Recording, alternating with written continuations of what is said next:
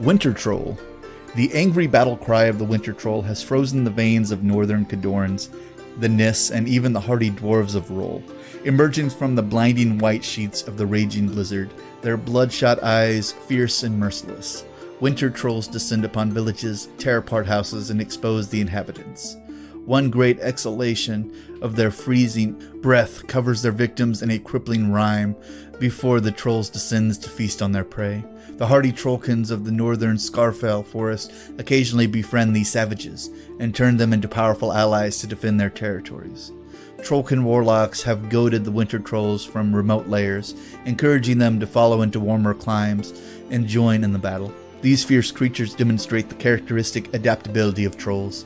Instead of the quills common to the trolls of warmer latitudes, winter trolls have a thick fur that insulates them from even the most bitter winds and allows them to happily endure the cold that would slay most living things.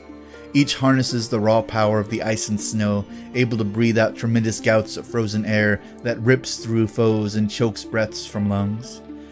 If empowered by warlocks, even the mere proximity of their frosty forms exposes the unwary to cold so extreme it can paralyze muscles and leave the attackers easy prey for the troll's claws.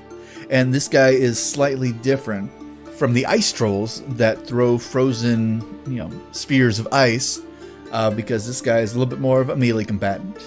And being able to spray ice out of his mouth makes him very different from the ice chucking trolls. So yeah, he is a terrifying creature to behold, and any guy that just freezes you being around him as cold as, like, say, Sorska version 3 or version 2. Version 3, it's version 3, is a terrifying prospect for anybody trying to run up on these guys. And the Trollkin of the Northkin variety use ice exceptionally well because, well, that's their whole region. So let's read over their Mark 3 to Mark 4 changes and see what we got.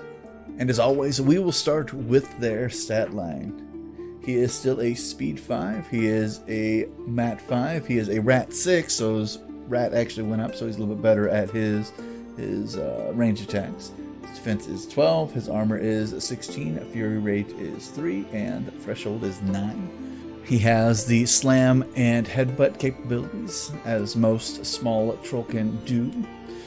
He has immunity to ice, he has Pathfinder, and he has dual attack, which makes sense for a guy that uses a melee attack. His special abilities are also regeneration, D3, because he is a Trollkin. He can be forced to remove D3 damage points from himself per activation. And he has, let's move over to his weapons now. He has Ice Breath. So Ice Breath is now a Rat 6, a Spray 8, rate of fire 1, and POW 12. He can use it in melee, because I think most spray weapons you can use in melee now, because that makes sense. And then it is a frost damage type. So if you're going up against somebody who has immunity to frost, it does 1 less damage die. But that is that he has a critical freeze on there. So on a critical hit, a model becomes stationary for 1 round, unless, of course, it has resistance to cold and frost damage. So, yeah, and remember that the spray is now a straight line, targeting whatever model is going over people's bases. It's no longer a spread like it was in Mark 3, but that is just a nice upgrade. But the fun upgrade on that is because it no longer uses a template, you can expand it if you have something like Snipe. So you can actually increase his spray from a 8 to an 11. But then on the opposite end, if somebody has a ability that reduces the range of a weapon, it also reduces these as well, unfortunately. So, but that makes him super dangerous regardless. And then his claws are a mat 5, range 1, POW 12, fist weapon, so he can throw people as well, or do whatever else they do with the open hands weapon, probably give people the slappy slaps. And his animus is a winter coat, cost 1, range self, so him and his warlock can cast it. The spellcaster gains resistance to cold and freezer. Winter coat lasts for 1 round. When an enemy model without resistance to cold ends its activation within 2 inches of the model with freezer, the enemy model becomes stationary for 1 round, which is phenomenal. Because if, say, somebody runs up on him or the warlock that is using freezer, and they do not kill him in their activation, they're frozen.